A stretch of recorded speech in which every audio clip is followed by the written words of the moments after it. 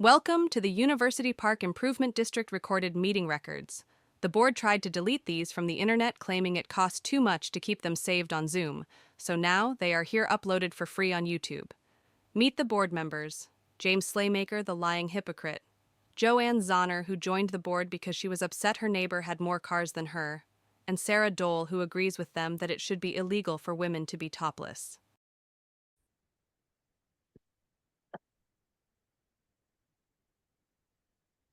All right, hello everybody. University Park Board Agenda, August 13th, 2024. It's 7 o'clock. Clubhouse and Zoom. She got the her and Sarah got the audio working for Zoom. Sarah. So I'm gonna read a little bit of this. Notice all attendees will need to state their first and last name on the sign-in sheet or have their first and last name displayed on the Zoom meetings. This is for proper record keeping of the UP public meetings. If your first and last name is not displayed properly on Zoom, you can provide it in the chat. We're speaking aloud at the start of the meeting. If your first and last name is not recorded by 15 minutes after the start of the meeting, you will be removed from the Zoom. Notice this meeting is being recorded, including both live and in the Zoom audiences. For future reference, viewer discretion is advised. To adhere to the proper record keeping, the audio and visual recordings will stay active throughout all Zoom meetings. So call to order, board members present. Sarah Dahl is online. Sarah, can you hear us? Yes, present. Great. Joanne Zahner and James Slaymaker, myself. So introductions, announcements, presentation. So welcome to community members. So we have some new postcards, just in addition to the welcome packet that's going to be mailed to the new property owners, and in the hopes of just another opportunity to make sure we get the information back from them to include them in the community. They was reasonably priced. 50 for like 24 bucks. Yeah, so we're that'll be starting to go out to the new folks. So thank you, Jeff Luna, for leading the charge, and all to those who have volunteered to get the golf course back in shape. The Give Up Boys helped remove the grass from the greens. Jeff Luna and Dave Cheezick moved all the gravel. Thanks, Dave, for providing your skid loader. It's looking great. University Park community. What's that? Oh, the trail. Yeah, the walking trails. University Park Community Picnic is Saturday, August 17th. I think it's this next Saturday. Bring a dish to share and whatever you want to drink to the pavilion at 6:30. Hope to see you here. Audience comments. Please stand and state your name before speaking. Keep comments under 5 minutes. Be brief and respectful of the board and other community members. Audience will have the opportunity to take part in discussions of agenda items in the order they appear on the agenda. Are there any comments from the crowd, from the audience present? Nope. Anything online? How many, is this everybody online? Yes, 1, 2, 3, 4. Anybody have a comment? You can either put in the chat or unmute. Looks like nope. All right, go quick. Okay, approval of the July meeting minutes and financial report. So are there any comments from the audience here about the financial report of the minutes last month? Anything online? Nope. Oh, Yes? Sarah, did you have a comment? nope. Nope. Background noise. Okay. Quieter. All right, so do I hear a motion to approve the July meeting minutes and financial report? I motion to approve the July meeting minutes and financial report. Do I have a second? I second. All in favor? Aye. All opposed? Both July meeting minutes and financial report are approved. So now we're going to move into the financial budget hearing. Sarah Dahl, you're going to kind of take the lead on that if we can communicate well enough. If not, then Joanne's familiar with it. So you want to? I can. The quick elevator pitch of it is that we did not change the mill levy at all, so we're not going to raise taxes with that. The budget is in line with past year's budgets. Nothing significant has changed. We did update the county with the new rental rate. It was new last year with the rental house. It's not going to change with the rental renewal, but the county did still have the old rental rate of $1,350 budgeted. So I increased that to the $1,500 that we get, which increased our budget for the year. And then the $100 per month that we get with the cell tower or broadband tower rental income increased our budget as well for next year. So we're sitting pretty, no significant changes year over year. County's fine with it. We still have all the county funds designated that we designated last year. No major changes. We asked for the same amount moving forward to keep up with the changes that we want to make, and knowing that we're going to have to redo the golf course after the lagoon project, that we'll need funds for that in the future. Okay. You have anything? I do not. Any comments from the audience? Any comments online? Just unmute if you have a comment online. Nope. No comments online. Okay, do I hear a motion to approve the 2025 budget? I make a motion to approve the 2025 budget. We have a second? Aye. All in favor? Aye. 2025. Thank you. 2025 budget is approved as presented. So standing committee reports. Vote grant, John Cassidy. Nothing major to report. We did get $15 in the donation box since the last meeting, so yay for that. Lake level is at normal. There's no issues with the dock at this point, but the lake level is at normal, and the depth of the water off the front of the dock at its deepest point is 20 inches. So Do we want to have a plan to pile all them logs up and do a burn at some point? Because there's a lot of material down there. there's a lot of material down there, and it would be a good idea to do that. We can pile that all up in the corner off as we've done that before, and the fire department has agreed to go ahead and help with that burn, so. Okay, so I mean, you want to take the lead on piling it up? You need help? What do you need? There are some full-size trees down there that, my tractor, I can push around, but it'd be better if we had UP's tractor to help with some of the larger stuff. So I don't know, around here that we know how to run the tractor, but, I'll take the lead on getting that piled up. and Yeah, get that taken care of. Just say when you want to do it, and we Sure. get some guys down there with some chainsaws, cut the big trees into the smaller pieces, and Yeah. we can bring the UP tractor down and pile it up and Yeah, at least get it piled up, and then we schedule the burn afterwards, but there's work just to pile the thing up. yep. Okay, let me know. Golf course, Jeff Luna. We had a busy month. Last month during the meeting, we had the big piles of rock. We got that all spread out across the golf course. We're still needing some more rock, so I was hoping to get another $1,000 for some more rock to hit some of the areas that we did not cover this time. We did get the greens all drug again. They're looking really well.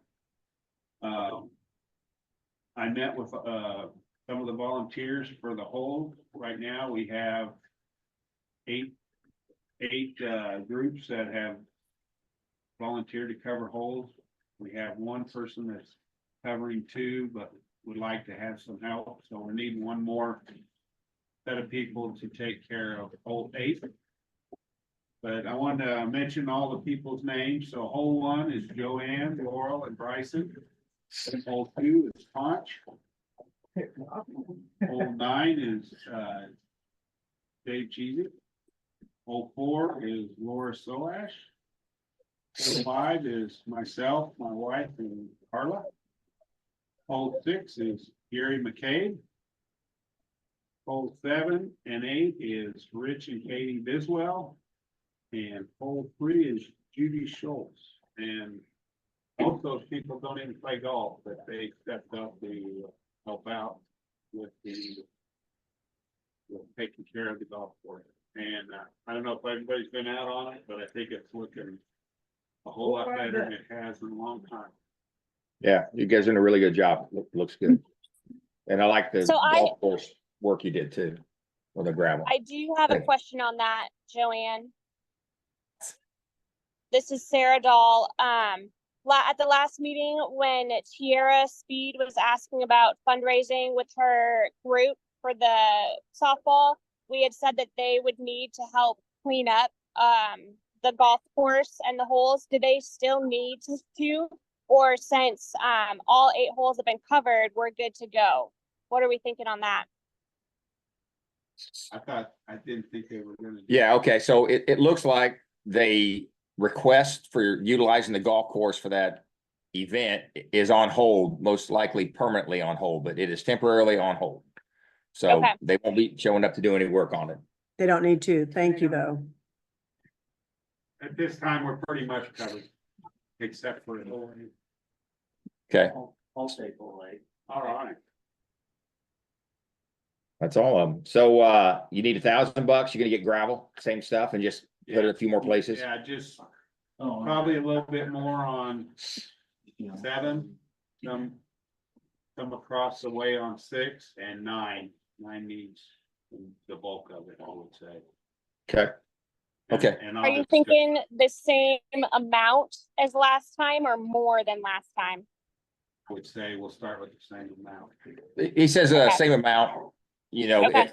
there's a little bit of money left on the last one, I think, a couple $100, $180 or something.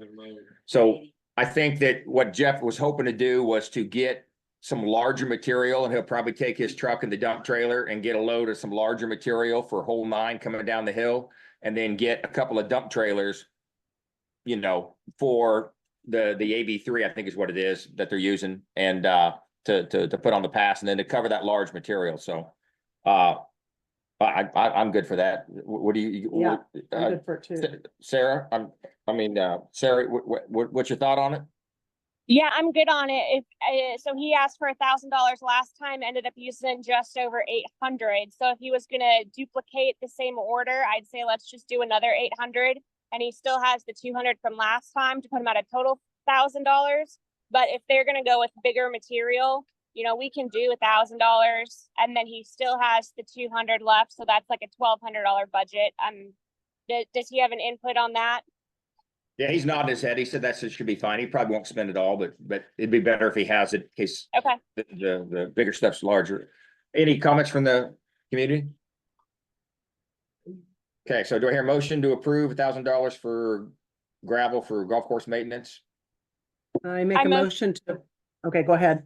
I motion that we approve another $1,000 towards golf course maintenance. I second. All in favor? Aye. Aye. Okay, so we've Yeah. approved. Got one more thing I want to ask for. Let me finish this one. All right. So we've approved $1,000 additional funding for golf course maintenance gravel. Yes, Jeff? Okay, sometime in the future, if we could put another access in to hole 7, 8, and 9 to where we can get a truck across the ditch. It'd be easier if we could haul the rock straight to the hole than to haul it here and take it over. Yeah. It's pretty expensive to have a culvert put in, because we can't do it ourselves. It's a county road, and the county has to do it for a one and done, bring gravel in. It's not worth it. I would, not unless, you know, everybody thinks there's a need for, like, on cleanup days, you know, that culvert would be critical for getting cleanups, but, you know, we've done it before with, just drive through the ditch with trailers. I'd be hesitant to spend the money on a culvert. What's your guys' thoughts? You agree? So what about a regular dump trailer? Can't we borrow somebody's dump trailer? Dave Atkins or? Well, I didn't want to take your dump trailer with my truck across there. Yeah, So you're talking about your, not, I mean, the walkway, golf cart crossing, not wide enough? Not big enough I for a don't dump know, truck. and I didn't want to, hauling 6 tons across that, I didn't want to bust up the Oh, yeah. cement either. Right, I just thought kind of like what they did up here. Coming off of Mountain Ridge, something like that. yeah. Did Dave charge us for that? oh, yeah. Yeah. Yeah, I'm thinking 1,200 for some reason. I don't remember exactly. I think it was $1,200. Once you pay for it, then they maintain it after. Yes, right. Yeah. Right. But that's a pretty shallow ditch. You pay for material. We're talking a deep ditch here, so that would be, you know, you pay for every load. It would be more money. Where they do it at. I mean, honestly, I would say just make it work. Right. And, you know, already made it work great, you know, if you could continue to make it work for the additional load. It is a long way. It is. That's all I had. I mean, what's your thought here, board wise? You guys want to spend money on a culvert? Okay, Personally, no. Well, I discovered it's gonna get used once or twice and then. Then just sit there. And then it's gonna get misused. Yeah, that's true, yeah. Okay, we'll let that ride then. It's gonna be another access one. Thank you though, Jeff. Welcome committee, Don Turner. Like I said, we have those new, cards we're gonna mail to the folks. And those postcards, they describe our website. What else? Website, when our monthly board meetings are, our picnics. No, it doesn't say all of that, but it points them to go to the website and then has the University Park Board email on there. And then it also at the bottom says that there's a Facebook resident page sponsored by residents. So that it's clear that it's not board run, but that it's resident run. I'll tell you what, the board will post it on the Facebook page. Yeah. That way everybody can see it and realize what we're sending out. It's a clean document, but we Good idea. can do that. All right, Firewise, Carla Slaymaker.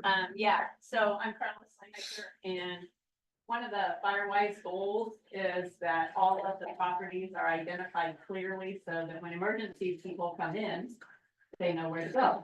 I know we had an instance across the street from us where there was a fire in the backyard and they couldn't find the address. And luckily we were down, at the end of the street because there was a fire across the street and, pointing them where to go, which I think happens sometimes, but not always.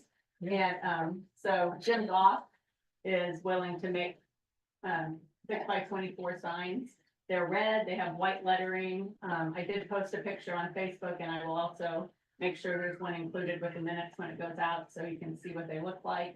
They're $25 each plus $1.88 tax. And so if anybody's interested, I'll order them and I would just ask that you prepay, like to do it by the end of August. And get them ordered for anybody that wants them. So Thank you. that's, If for some reason you order the signs, I talked to a gentleman today that he didn't have the ability to put it up on his mailbox. And I told him, that I'd put it up for him. We'll make sure that we can help anybody that needs help putting signs up on their mailbox, identification signs. So you just need to let the board know if you need some assistance with that. yeah, just email the board or message me, whatever's easier for you, and we'll get it taken care of. All right. Thank you, Carla. Parks and Rec, Kurt, Frederick. Really nothing to report this month. Next meeting will be September. And we will need to be really getting started on, getting our next request in. Which will be in December, at the December. County Park Board meeting, so So when do we have to have it in? December. Oh, by December meeting. Yeah, Okay. We'll decide those in December. And then they'll be funded in 2026. We kind of changed that from March. Maybe this year was the first year, we kind of did that. That way. You're ahead of the game on, before you're waiting until March to put in your request. By the time the county commission gets around to actually approving it, you really can't order anything if you need to, playground equipment, tables, doing anything until April. And by the time you get them, the summer's almost over, so we have changed all that to approving it, submitting and approval by the county parks board in December. And then it'll get approved quickly, and right after the first of the year, we can go full steam ahead with it, so. We'll just go ahead and request the balance of what we need for this basketball pickleball court. And we're just requesting for the concrete work. Well, the baskets were in the original request. Okay, yeah, we'll have to look at it and see what. Okay. what we, It may be a deal where like this year, we only got partial funding and they put it into CIP. If we can just get the funding for the concrete. Yeah. I think University Park can. Yeah. Probably put the bill for the basketball goals and the net for the pickleball. Yeah, that's the big, concrete's gonna go up, so yeah. That sounds good. Fine. Thank you, Kurt. All right. Sherman Township, Tracy's online. Tracy, do you have anything to report?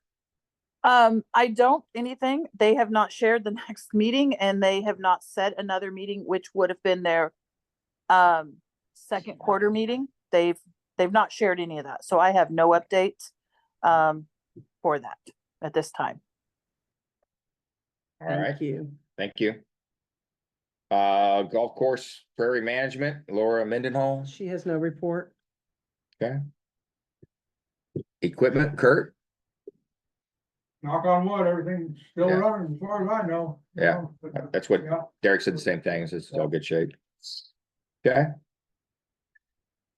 Sewer Lagoon update, so I'm not gonna read it, you guys all saw it, basically, they're starting to get to the final deal here. I was hoping that we would have a copy of the drawing of where the lagoon, how the lagoon we placed on, hole, 5 and 6.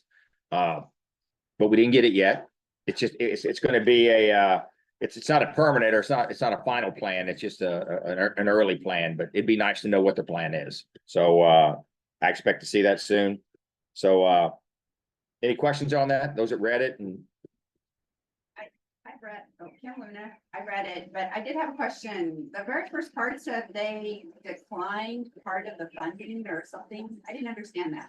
Yeah, so from what I understand from talking to them is they requested 2 grants. And one of the things is locked in. I think it's the one that was done at the State House. I think it was approved. But the second one, due to some kind of requirements, paperwork or something, I'm not exactly sure, there was some reason.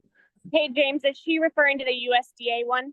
Why we Correct. withdrew from that one? Okay. Yes. So the reason we withdrew from that, it would have been funding, but it would have been a loan program that we would have had to pay back part of it just at a lower interest rate. So it was never 100% free money.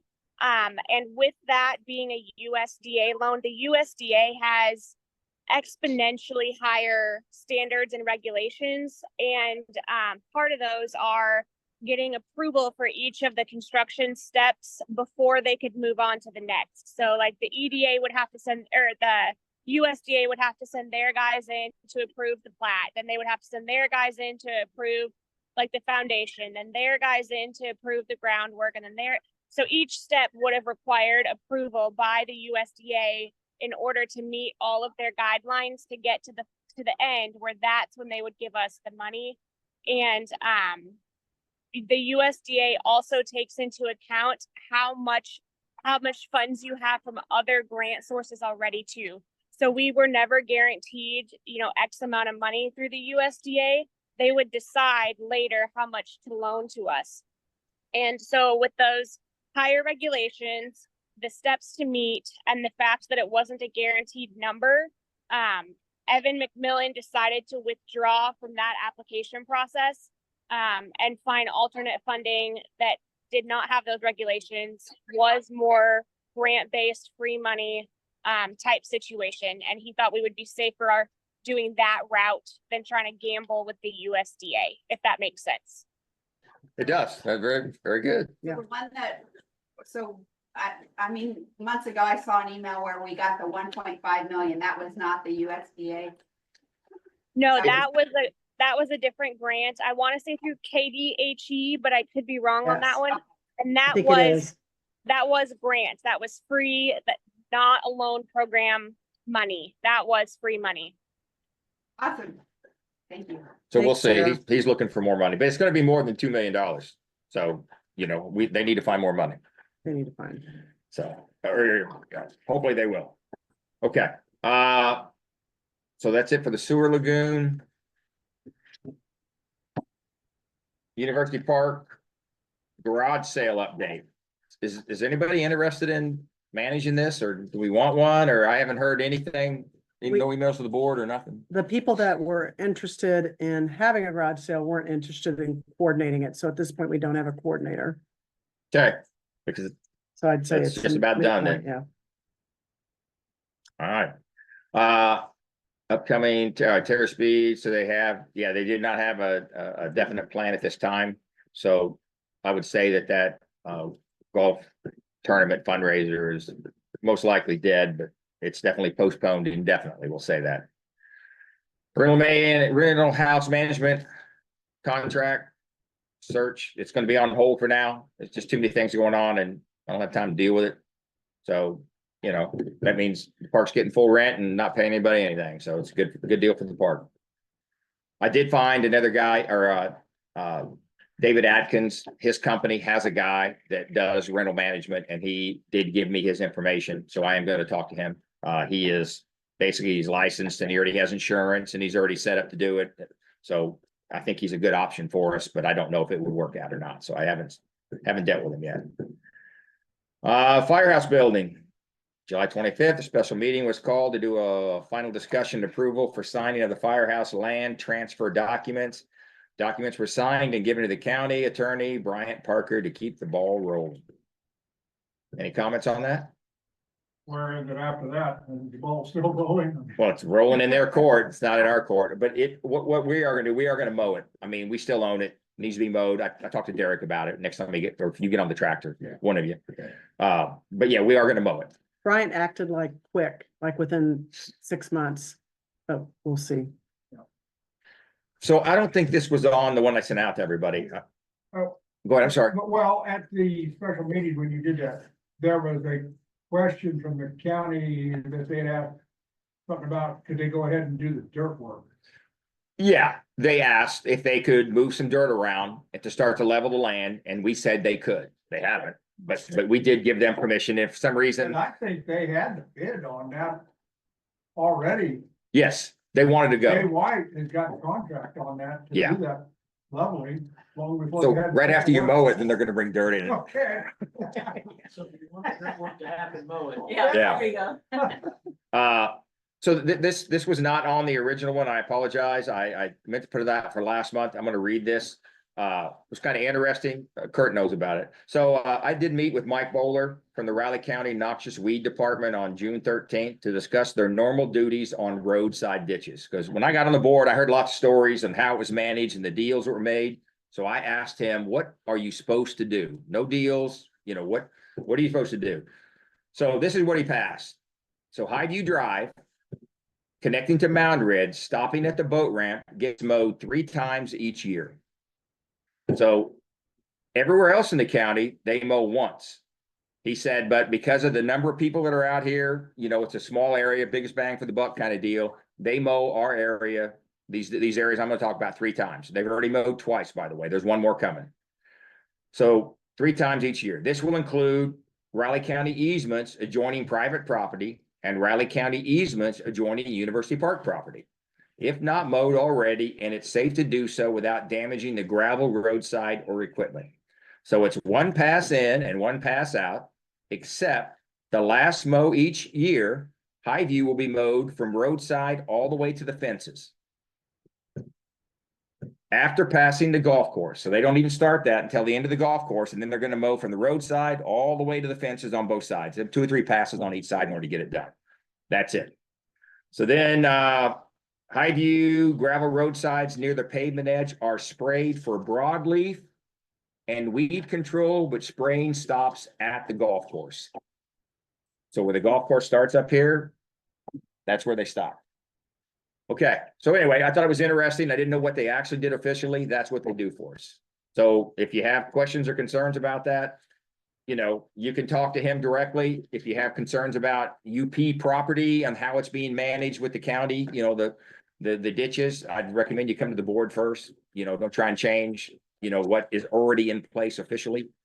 Yes, Kurt. All right, you said at the beginning of that he told you they mow here 3 times, but elsewhere in the county, they only mow once a year? That's what he said. They mow everywhere in the county 3 times a year. All right. I've already seen them do the second pass all over the parts of the county that I try. Okay. So Yeah. I think they mow the road, you know, now whether they go all the way to the right of way on that 3rd pass everywhere, that I don't think they do. They may on the north side of east-west roads, they might do that north side all the way to the fence, to the right of way. Yeah. For no drifting help, you know, so it doesn't drift so bad. But no, they mow out in the county road. 3 times a year. Okay, well, I thanked him, so, Yeah, okay. Yeah, Dave Cheeseman. I thought we mowed Highview and they mowed University Park Road. Right, that's some of the deals. That's what I heard. I heard there were deals made. Maybe I heard you wrong. I thought you said they were mowing. They are mowing Okay. from Highview all the way down to boat ramp 3 times. And we aren't mowing any of them. If we don't like, the fact they're not mowing to the fences, if we had a problem with that, then we had to put somebody out on the tractor and mow those other 2 times in the year, if that was a problem for us. I will say it's not a problem for this board. I know in the past, previous boards have mowed to the fences. In my opinion, that's more of a fall concern where the deer are laying close to the road and, and hitting deer, in the early morning and in the evening. So, this is what we've done this year anyway, so. prior board and prior Dr. Weed director had a different. Yeah. It was mainly the difference in the weed director guy, that. Yeah, this guy, this is what they do. Okay, Yeah, so we're good. any other questions on that? Cool. So, covenant enforcement, I'm not gonna read the whole big blurb. What I'm gonna read is the latest and the greatest. So, actually on Tuesday, a hearing was held on Tuesday, August 6, 2024, before a judge to set the dates moving forward with the case. Per attorney advice, we will not be discussing the details of the case at this time. Trial was set for April 2025, and a bunch of things have to happen prior to that. So any comments? Yes, Krista Sylvester, I have a question. okay. Do we have any idea how much money between now and then we're gonna have to pay the attorney? I mean, has he given us a proposal or anything that says, I estimate X number of dollars to get to April or whenever the date you said? No, so we had an estimate, not going to court, of roughly $5,000. And it looks like we're going to court. So it will be more than $5,000, which later on, we're gonna talk about the budget here, which you're asking, so I'll tell you. So, the next thing I'm gonna talk about is the HUD. So we got a complaint from the HUD. Well, I'll tell you what, why don't I just read that and then we can talk about the money, okay? Good. Thank you. Any other questions on that? I will talk about the money here in a second. Okay, let me sit here, HUD. So that we got a HUD complaint, we got a request for a bunch of information, we paid our lawyer. We provided all the information that we could, we sent it to the lawyer compiled it and sent it back to the HUD. And our whole discussion is we are not subject, in our opinion and in our lawyer's opinion, we are not subject to the HUD complaint. We are not an HOA, we are not a housing authority, we are an improvement district. Pretty clear, but anytime anybody makes a complaint to HUD, they have to investigate it. So they got a guy sitting up there who gets all the complaints and, he's checking all the boxes and he sends out the standard form, say, hey, you guys need to fill this out and tell us what's going on. So it took about 3 hours of the lawyer time and about 3 days of my time. And we sent it back to him and then they are reviewing it. And then hopefully they'll review this document and they say, yep, you're right. That doesn't apply. And that'll be the end of the HUD. We still had to pay him. So anyway, so UPID legal representative with the help of board has responded to all requests for information and met all requirements. A site visit was scheduled for Thursday, 3 days ago, August 8th, but the head representative canceled due to him needing more time. Questions on the HUD complaint? So yeah, anybody can make a HUD complaint against anybody. And they're going to open an investigation, open a case, assign a number to it and research it. And then or if you're a landlord, or in this case, if you're University Park Improvement District, you're going to have to defend yourself for this. And that's what we are doing. We are defending ourselves against this complaint. And the I'll numbers say, out there. Go ahead. James, I'll add in, this is Sarah Dahl online. That case number, we gave it out at the last board meeting. That case number stays with the case. So if any time you want to jump online to HUD and type in that case number to see what the updates are, I personally don't know what they publish, if they'll publish the documents that we provided or what, but they should update that with the progress of the case too. If anyone's interested in between meetings, or after this or watching the Zoom recording later, that case number stays relevant until the case is closed. All right, so we'll talk about the money now. So far, UPID has approved $5,000 for legal fees and has spent $22.35 on covenant enforcement. At this time, approximately $1,000 in additional fees have been paid by University Park to address the HUD complaint. So we didn't anticipate that, although we were told that there potentially could be a HUD complaint, but we didn't know what it meant. You know, we didn't know there's gonna be lawyers and, you know, I've never been charged by, you know, been involved with a HUD complaint. So now we know. And we're defending ourselves for that, defending the community. Quite likely there will be more expenses to resolve the HUD complaint. There could be, unless the guy just reads the document and says it's over. Sends us a statement saying it's over and then it's done. But you know, I'd be shocked. That's not how life works. The lawsuit requests reimbursement of cost of this action from Miss Maples if this case settles in favor of UPID. So, yeah, it's gonna be more money. It's he's like $300 an hour, I think is what he is. And if he has to go in court, which he said in court with this the other day on Tuesday for, I don't know, half an hour or whatever. In court presence has a different number. It's not 300. He told me it's 4 or 5. I don't know. It's more than 3. So, you know, it wasn't ever going to be free. It wasn't going to be cheap. And, you know, we're going down this road and I hate to say it's going to be what it's going to be, but there is an opportunity for resolution before April court, you know, where you sit in front of the judge and the judge does a final ruling. There is opportunity. We're in currently a discovery phase where we provide information and Miss Maples provides information and the judge looks at it. Well, the judge could look at it and say, hey, there's not enough here. Case closed. Okay. I mean, judges can do what they want. So I'm not saying that's going to happen. I don't know. I've never been involved in something like this before. So all we're doing is what the lawyer says to do, you know, and we are feeding the lawyer a bunch of stuff. You know, the lawyer is not sitting there, you know, doing all the work. The board is providing all the information that we can to limit the expense to the community, you know, with our effort. So keep in mind, you know, yeah, you guys as community members, we're all writing a check on this, but you're not putting that effort, you know, we are. And because we talked about it as a community and we agreed as a community, we were going to enforce this. So the board has taken it on their shoulders to enforce this. And that's what we're doing. So I don't know what it'll cost. So how are we going to pay for it? Well, the rental house is basically is where the most of the money that feeds this community is from the rental house. That's, what is it? 15 and it's like $18,000 a year. Is that right? $18,000 a year is what the rental gets. So when you take out insurance and taxes, it's $14,000. So, you know, that's how we're going to pay for it. You know, so it's not coming out of the taxes. We're not paying for it out of the county assessment. Like, so we have 2 sources of fund. We have the one that basically is our, you know, from rent, comes in a big account. It's on the ledger, talks about where the money's at. And then we have the other one at the county. We are not spending county money on this. We're spending basically rental money on this. So, I mean, it's still all the money. We spend the money all blends together. It's all the same money in the end, but that's where the money is coming from to do this. So I don't know what it's going to cost. I don't know.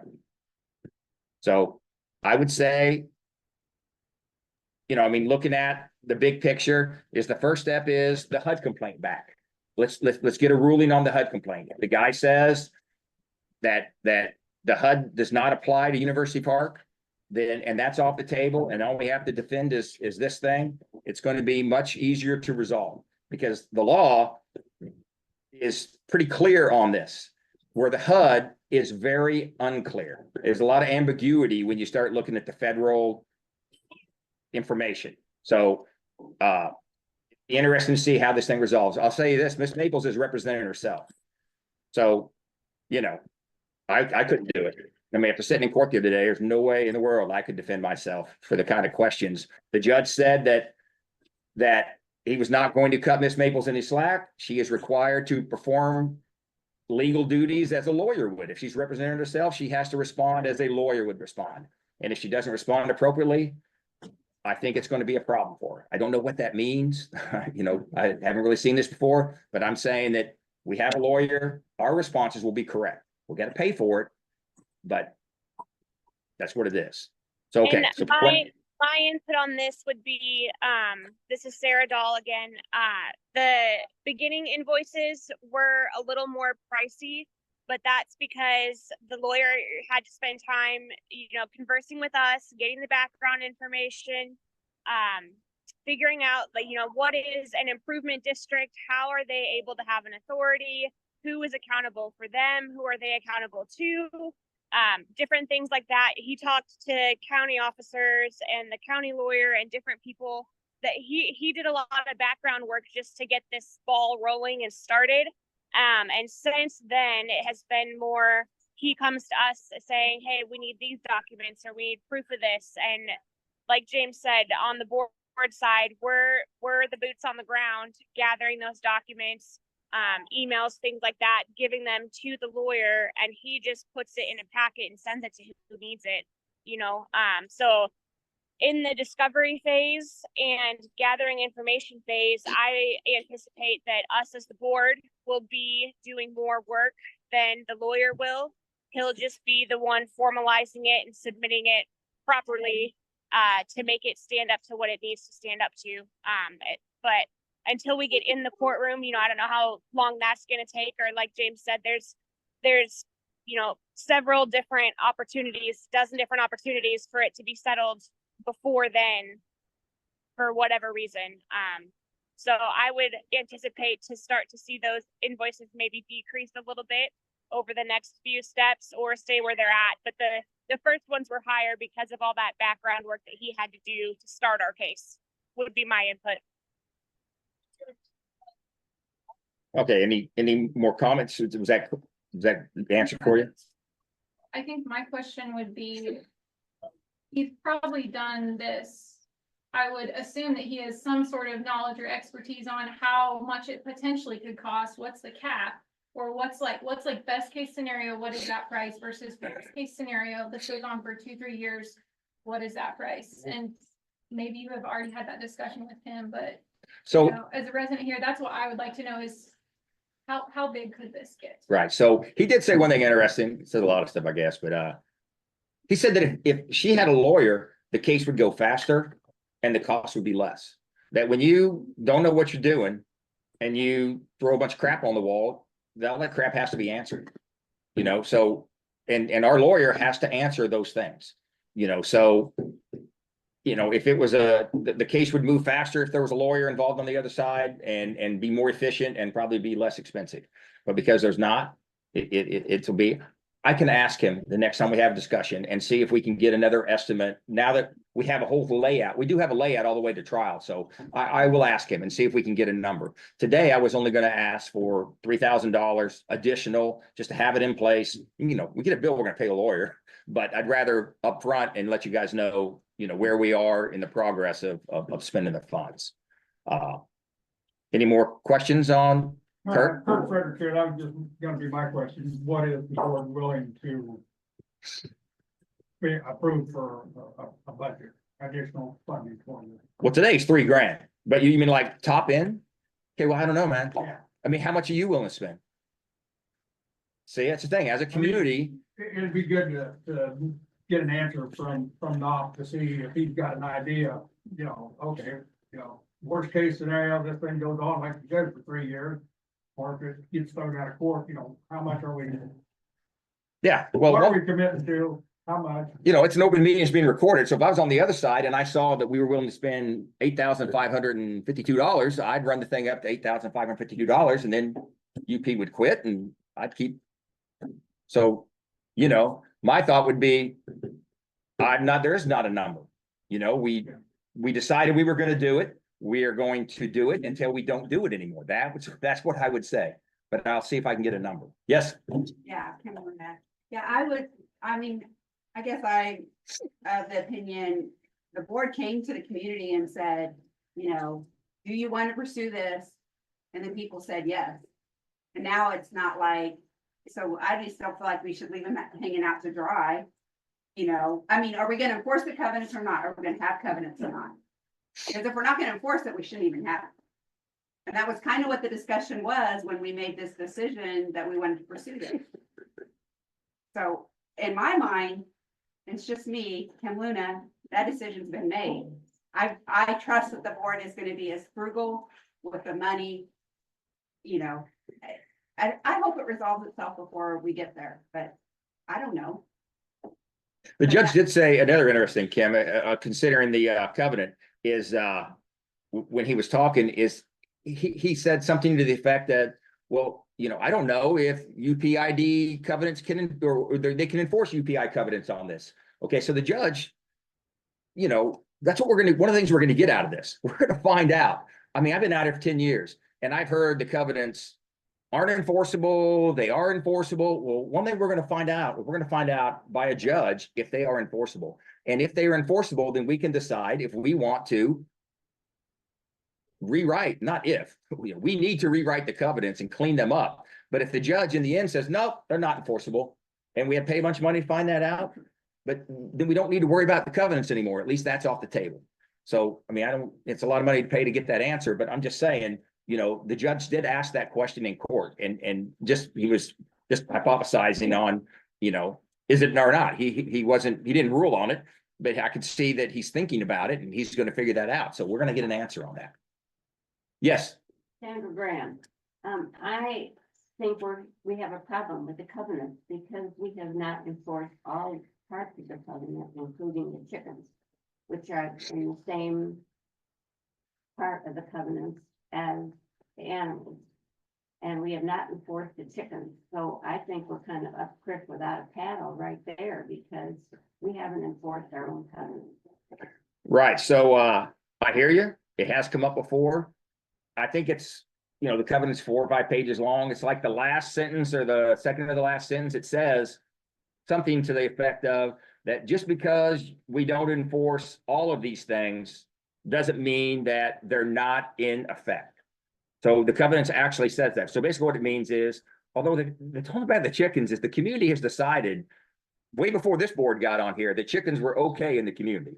So, you know, that's like settled law as far as that goes. But it does say in the covenants that just because you don't enforce them, choose not to enforce an item, doesn't mean that the rest of them are not into effect. And that's what our lawyer is basically going under because it clearly says that in the covenant. So because of that, the blurb about the livestock, which chickens are included in that, he's not concerned. You know, he's not concerned. And in her lawsuit or in her counterclaim back, which, you know, I sent it out there, it's available. It doesn't say, you know, it doesn't even talk about the covenants aren't enforceable anymore. Her counterclaim does not say the covenant is not enforceable. Okay. It just says that we don't enforce the covenant equally, which that last line covers that. And then it talks about the disability thing. So I hear you. It has come up before and the lawyer, you know, we did discuss with the lawyer, and because of that last sentence, it clearly says that basically, you know, that we're okay on that. Okay, any other discussion in the room before we vote on additional funding? How about online? Anybody online have a question? All right. No one. Do I hear a motion to approve $3,000 for additional legal fees for the lawsuit against Maples and defending the HUD complaint? I'll make a motion to approve $3,000 for additional legal fees for the lawsuit against Maples and defending the HUD complaint. Do I have a second? Sarah just seconded. All right, all in favor? Aye. Aye. Okay, $3,000 additional funding for legal fees is approved. Thank you. New business, something new, something nice. Steve Ponch has purchased a home east of Hole 2 and is requesting to hook into University Park Water District. I guess, Ponch, you might as well say what you want to do. Hey, I'm Ponch Boardman. Some of y'all know me, some of y'all don't. Hello, PBR number. Where am I at? 2? It was already approved by the previous board, it was already approved by the county. People before me paid that $8,000 to get everything legalized. I'm just continuing on with what they couldn't afford to do. So I'm asking the board, I guess, for permission to go talk to the county and say, let's get her done.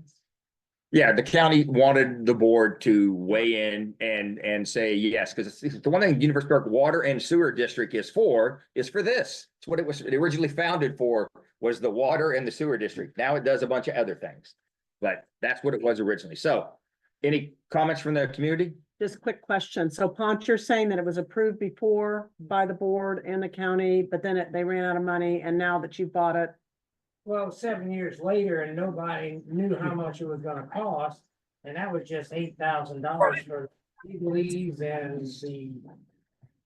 okay, so now you're wanting to pursue it as long as we all say yes. Right, so What's happening? we are not considering that other thing, because that has nothing to Correct. do with him connecting to the water. That was a lakeside deal where they were trying to get water and sewer. Yeah. That has no impact on the vote on this one or anything else in the future. Correct. That's their own deal. So any other community? The Kurt Frederick, the cost of this connection will all be on Ponch. Will. And he pays the water connection fee of, I don't know, it used to be 25, but I think I've seen it's up more now. I don't know. Oh, 2,500. It used to be. I think, I hate to say 5, but I don't know. I think it's more than 25, Ponch. I'm pretty sure I've seen it. But it doesn't matter. You need water, so it is what it is, isn't it? But I gotta pay the county, not you guys. You're right. I said to them guys. Yeah, you're gonna pay the water fund, and it's gonna go into the general water fund at University Park. You know, it's on the statement every month where it increases, so It's to the water and sewer district, which the county managing it. manages. Yeah. And it's hooking up water and sewer. No, No, you're water. so one thing about the 1.5, you know, we're gonna vote on this, but I'll tell you is that I did talk to Evan the other day when he called me about this and we discussed this. And I asked him to tell the board when they approved the 1.5 for the water and the sewer fees for Lakeside, for the non-district connections. You know, when was that? And he's gonna look it up because, you know, in my opinion, I don't feel that 1.5 is sufficient to cover what I am spending for my properties. In my thoughts. So anyway, I mean, I'm just telling you up front, it could happen later. But he's gonna be providing us that information, and the community, you know, commissioners make that call in the end with a recommendation from the community. So, but there will be hearings out here on when the sewer lagoon is done. There's gonna be hearings about how to do the assessment, and if there is assessment, if there's any charges that we don't get grants for, you know, there's gonna be discussion. So, anyway, just information. I'm just giving you information. So anyway, so do I hear a motion to approve? Any questions There online? you go. Thank you. No questions? Do I hear a motion to approve Steve Boudwin? Hooking out and hooking into the University Park Water District, just the water district. I'll make a motion to let Steve Boudwin to hook into the University Park Water District. All right, I a second. second. Cool. All in favor? I, Aye. Aye. All right. Steve Boudwin is approved to hook into the University Park Water District. And I will contact Evan tomorrow and let him know. He doesn't want paperwork. He just wants a phone call to let him know that the board passed it. So I just know I'm gonna have to write a check to somebody. you will. Probably count. You can write a check to me. Yeah. There you go. Well, Okay. I guarantee you, it's gonna cost me $30,000 to get this water, so it ain't cheap. Well, dry hole's not cheap either. No, dry hole, you can't sell a house. Yeah. So, okay, next item. The toilet in the clubhouse is inoperable. David Atkins did donate a toilet. He come down yesterday and he was gonna install the toilet. And, so David and Sarah, they own Abode Construction. And, you can find them at www.abodemhk.com. During the installation, he discovered that the cast iron drain pipe has deteriorated and it may need to be replaced.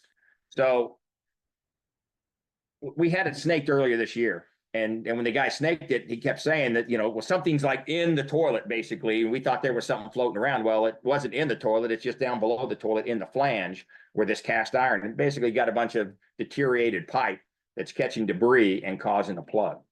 So David did give us a nice new toilet, but we've got some problems. So we got a guy coming tomorrow to snake the drain and to camera the drain. We're going to see if what we can do with this cast iron pipe. How deteriorated it is, you know, this toilet's not going to be around forever. I'd love the fact if we can just clean it out and put the toilet on and keep flushing until we replace the toilet someday in the future, replace the bathroom. Been in many discussions about that in the past. I don't want to get into all that now. I'm just saying that this issue right now is he's coming out tomorrow morning. We're going to snake the drain. We're going to camera the drain, and then we're going to make a call on if that pipe is bad. I mean, it's going to have to be broken out of that floor. And he says David was estimating it's about 2 foot down before it turns, and it's PVC outside. They got clean outs outside, but then it goes to clay pipe somewhere before the tree. So all we would do, so not all, it's a lot, but we would have to change the pipe from the bathroom for the toilet flange out to the PVC clean out outside. So it'd be it'd be a job. So we'll know tomorrow. So it's still closed. Yeah, it's closed. It's gonna be closed for a bit. Kurt Frederick, who is it you're having come look at it? I got his name from David. It's the guy that David uses. In a second here, I'm gonna tell you. His Eddie Cleveland. You know Eddie? No. Me neither. I'll know him tomorrow. Can he do cast in place Nope, repairs? nope. The only guy can do that is What's his name? I can't think of it. Smith, isn't it? Smith Smith. Plumbing.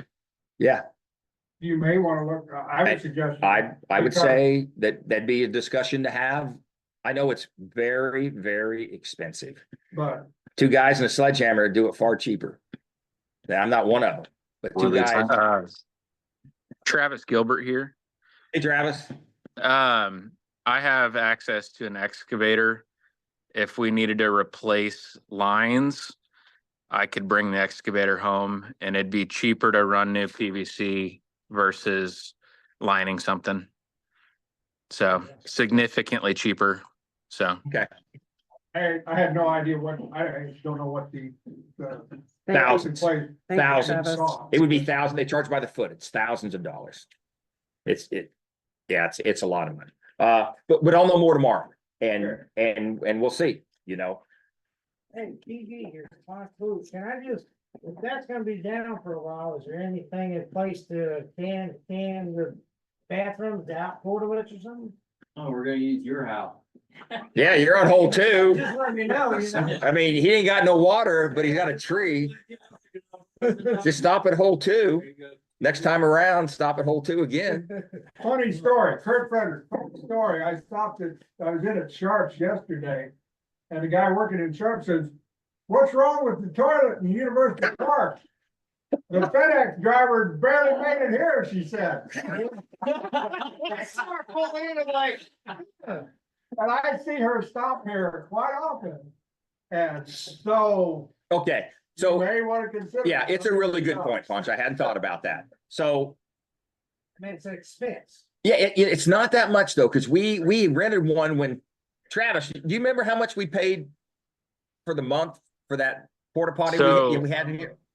Porta potties right now are $98.16 a month. Okay, that's cheap. So That's exact. I'll I say deal that with it every day.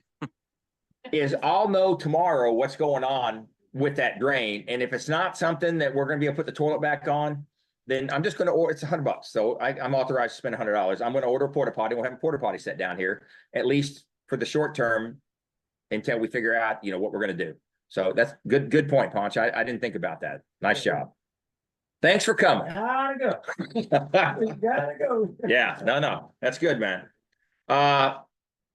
Okay, any other questions on that? Cool. Night sky awareness information. This is definitely not me. It's definitely me. Okay, so we had a suggestion from a neighbor asking us to educate the neighborhood about the meaning of a dark sky neighborhood. So this is just an education informational piece. So a dark sky community is a place that has shown exceptional dedication to the preservation of the night sky through dark sky education and citizen support of dark skies. If you've ever tried to stargaze in the haze of a bright city, you know there's little to see. The city lights take the sky glow and they drown out the stars, and you can't see the night sky. If you're a migratory bird who uses the stars to navigate, that's a real problem. These birds can be drawn into the light where they become trapped in the maze of a brightly lit area. I'm almost done too. It's 4 more pages. Light pollution threatens bird migration. The solution is simple. Reduce the amount of light that reaches the night sky by installing shielded lights, lower lumen lights, warm lights, or motion detector lights. There are studies that say in a rural area, you may be more secure if you leave the porch light off. Intruders won't be able to see where they're going, and a motion detector light will startle them. There are a lot of benefits to turning off your lights at night or only having motion detection lights.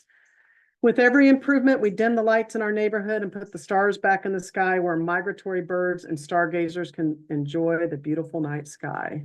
Thank you for considering. Thank You're you. welcome. And I completely agree with you. We love the stars. I didn't know about the whole bird thing. That's Yeah, really sad. it does. It is sad. I hope you're not being funny. Oh, my gosh. We'll talk after. Anyway, just an informational piece. There are some things everybody can do if they'd like to. All right. Any comments? And then you get your BB gun out.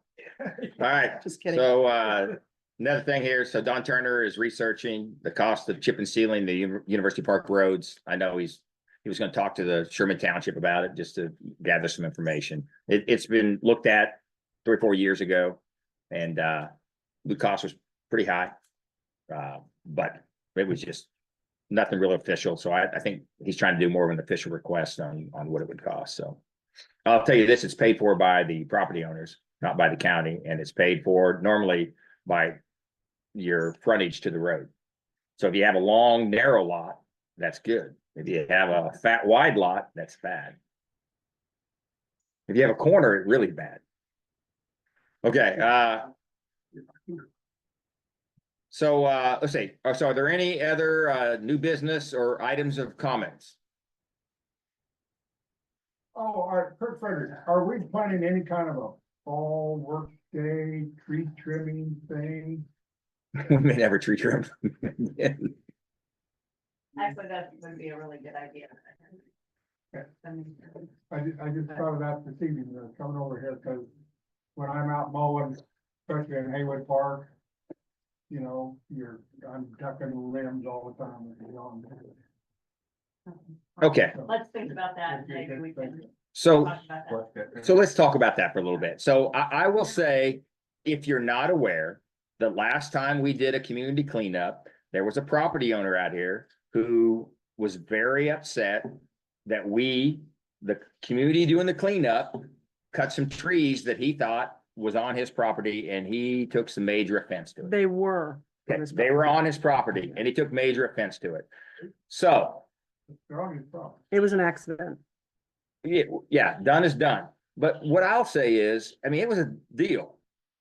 And so since then, we've done a little research, started asking questions, which, you know, maybe the previous boards asked questions and did it differently. I don't know. But one thing that's interesting is Sherman Township actually controls the roads, and we're doing them a favor and doing ourselves a favor because they're not going to trim the trees, first off. And we're doing them a favor because we're doing it. We don't charge them for it, which just charging ourselves because it's our taxes. But he did say there's actually a standard in Sherman Township. There's a standard on which trees get trimmed and how close to the road they are.